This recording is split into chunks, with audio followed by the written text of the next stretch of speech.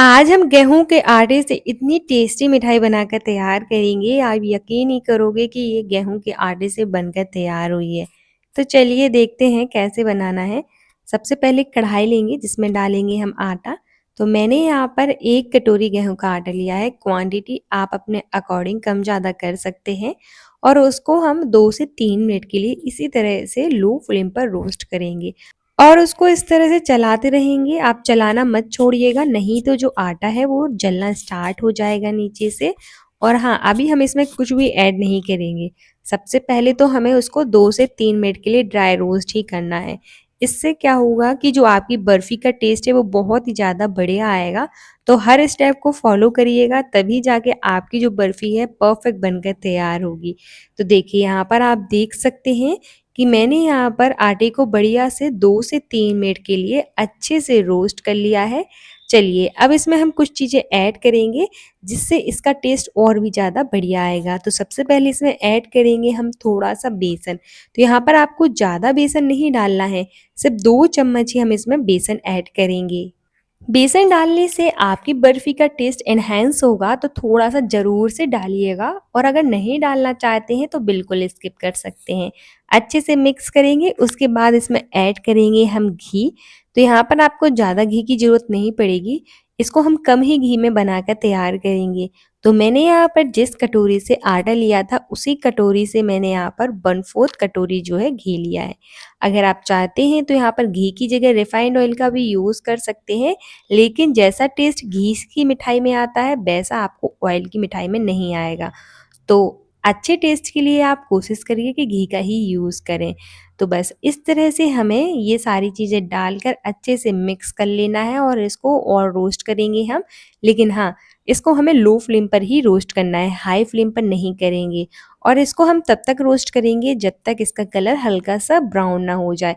मतलब ज़्यादा जलाना नहीं है, इसको हमें बस इतना रोस्ट करना है कि इसमें अच्छी सी खुशबू आने लगे और बढ़िया से रोस्ट हो जाएगा आटा, तो टेस्ट भी बहुत ही ज़्यादा बढ़िया आएगा आपकी मिठाई का। तो इस तरह से अच्छे से चलाते रहिएगा। और सबसे अच्छी बात ये है कि इस मिठाई को बनाने के लिए आपको ना ही मावा की ज़रूरत पड़ेगी और ना ही दूध की। बिना इनके ही आप घर पर गेहूँ के आटे से बहुत आसानी से इतनी टेस्टी मिठाई बनाकर तैयार कर सकते हैं। तो देखिए यहाँ पर आप देख सकते हैं कि जो हमारा आटा है वो अच्छे से रोस्ट हो चुका है। बस इसी स्टेज तक हमें बढ़िया से इसको रोस्ट करना है। टोटल जो टाइम है वो आपको 7 से 8 मिनट का टाइम लगेगा रोस्ट करने में। तो बस इसको हम साइड में रखेंगे। अब लेंगे हम थाली, तो आप कोई भी बर्तन ले लीजिए जिसमें भी आप बर्फ़ी को सेट करना चाहते हैं। तो मैंने यहाँ पर एक थाली ली है, आप ट्रे में भी इसको सेट कर सकते हैं। सबसे पहले इसको हम घी या फिर ऑयल से अच्छे से ग्रीस कर लेंगे। तो मैंने बढ़िया से इसको घी से ग्रीस करके रख लिया है, ये काम हम पहले से ही करके रख लेंगे। अब लेंगे हम कोई भी बर्तन। तो मैंने यहाँ पर एक पैन लिया है जिसमें डालेंगे हम चीनी। तो यहाँ पर मैंने 1 कटोरी आटा लिया था, तो 1 ही कटोरी हम यहाँ पर चीनी लेंगे। अगर आप कम मीठा खाना पसंद करते हैं तो यहाँ पर थोड़ी बहुत आप कम चीनी की क्वांटिटी कर सकते हैं, 3/4 कटोरी भी ले सकते हैं। और जितनी आप चीनी ले रहे हैं उसका हाफ हमें पानी लेना है। तो मैंने यहाँ पर आधी कटोरी पानी डाला है, साथ ही में फ्लेवर के लिए इलायची पाउडर डाला है और अच्छे से मिक्स कर लेंगे और अच्छे से इसको पकाएंगे जब तक ये चीनी जो है पिघल ना जाए, डिज़ोल्व ना हो जाए। उससे पहले अगर आप मेरे चैनल पर नए हैं तो चैनल को सब्सक्राइब और वीडियो को लाइक करना ना भूलें और ज़्यादा से ज़्यादा शेयर करें।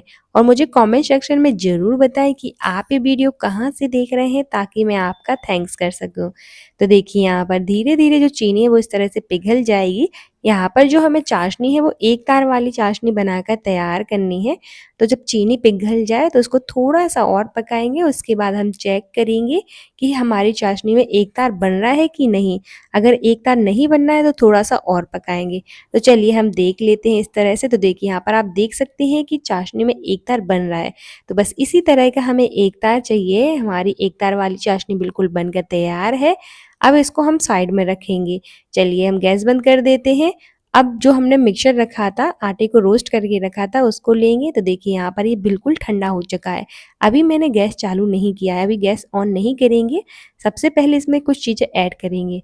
तो यहाँ पर मैंने 1/4 कटोरी डेसिकेटेड कोकोनट लिया है, इससे टेस्ट बहुत ही ज़्यादा बढ़िया आता है। और आधी कटोरी मैंने मिल्क पाउडर लिया है।